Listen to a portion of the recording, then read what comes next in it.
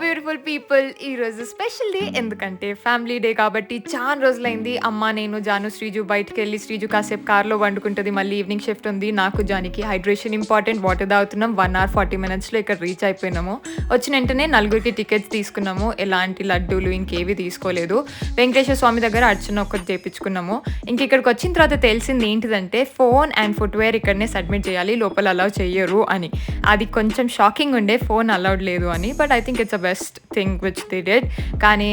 అక్కడ బోర్ కొట్టేసింది ఇంకొచ్చి జ్యూస్ తాగి కాస్త ఏదైనా షాపింగ్ చేద్దాము అని అనుకుంటే ఏది ముట్టుకున్నా